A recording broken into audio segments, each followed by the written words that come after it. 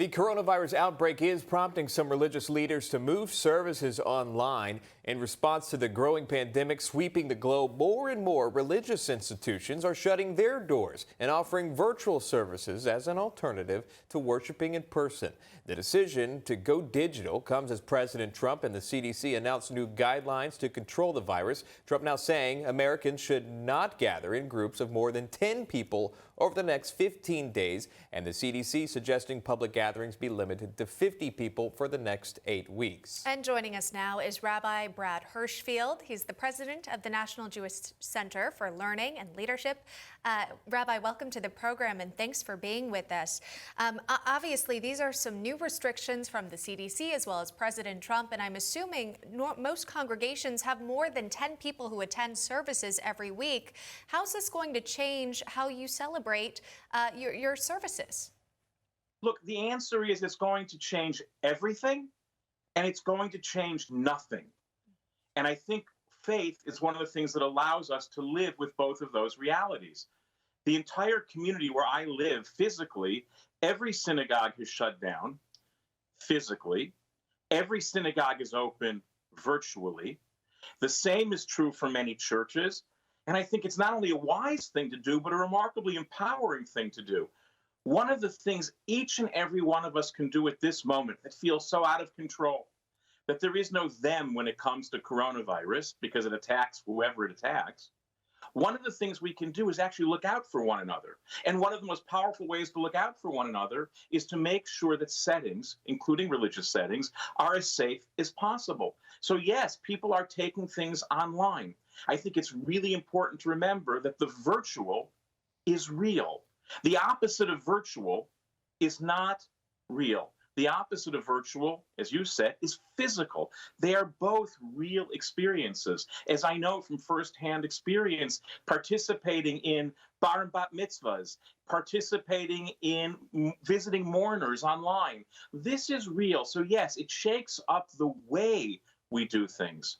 Well, I appreciate you honing in on that. I want to ask you really quick, to bring you back to Sunday. President Trump declared a national day of prayer for Americans affected by the coronavirus. And the president, along with millions of Americans, they attended religious services online, as you talked about, as the nation really grapples with social distancing and limiting public events, all in an effort to slow coronavirus.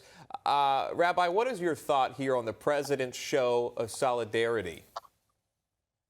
Solidarity with what? I'm not sure. It seems like there's more to that question. So flesh it out for me. Right. So everyone coming together to essentially worship from wherever they are, not going out into the community here. The president also taking part of that as well in a national day of prayer, doing it virtually, coming together, doing it that way, showing solidarity in what he's asking everyone to do, which is essentially worship from home. The president on board with everyone on that. What is your thought on the president being an example? Look, I think we've all got to be examples to one another, and so that's a really useful thing. I think it's not just a matter of prayer, though. I happen to be faith-driven. Many, many Americans are. In fact, most Americans are, but not all are. What I would say one of the lessons of faith is, whatever you believe in, it doesn't matter what your religious tradition is. It doesn't matter if it's not faith in the religion. It's faith in someone or something else. One of the messages of deep faith is that none of us is ever alone. And what I would invite people to do, from whatever domain they draw that awareness, is get strength from the fact that you are not alone, however alone physically you may be, and then invite people to be like the God that I believe in, and I think most people believe in, if they believe in God at all, and actually make sure that other people around us are not alone. Rabbi, and actually begin to take stock. Who can we visit? Who can we care for? Even if the modality has changed, our ability to be like God and bring comfort to others, that hasn't changed at all. Yeah, that's inspiring to reassure people in the community.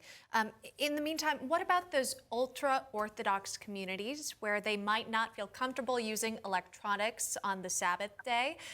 How are they dealing with sort of virtual services? You don't have to be ultra-Orthodox to be in that boat. I'm not ultra-Orthodox. I am an Orthodox rabbi, and I'm in that boat. And I was asked a question about that today. We were talking about Passover is coming, which is fundamentally about family for most people, and not all families will be together. And from Sabbath to Sabbath, you're right. people who understand Jewish tradition as not allowing electronics on the Sabbath. We can't be together that way. But there are other means. So I've suggested that for Passover Seders that are coming, if you can't be there on the screen, actually write down some of your thoughts and send them in advance and be able to read them to one another. And by the way, even if there's certain things you can't do with your formal synagogue community or your church community, your family is a community. And so that's still possible, because unless you are actually sick with COVID-19 and in full isolation, even if you are quarantined, your family is a unit that can worship together, study together, talk together, laugh together. So again, we change the modalities, and some of us may labor under other restrictions, but very, very few people, unless they are genuinely sick, need to be alone if we are looking out for them. And even if they are alone physically, one of, as I said, the great lessons of faith is we are never alone. Let me ask you really quick before you go. If you've talked to anyone in the Jewish community, what is it like for them? Do they have the energy to get through this? Are they discouraged in this moment? Are they encouraged right now by others? What's the feel in the Jewish community right now? I don't think it's unique to the Jewish community. I think many people are afraid. And my advice to people is you can honor that fear. There is plenty to be afraid of. But there is a difference between honoring our fears and anxieties and being governed by them and being driven by them. So what I would suggest people do is know your fears, honor them, but don't be driven by them. Be driven by the fact that we are all part of an eternal story.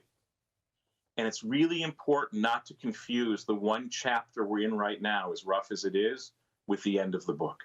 We appreciate your calming tone that you've taken here today. Thank you very much. That is Rabbi Brad Hirschfield. We appreciate your time.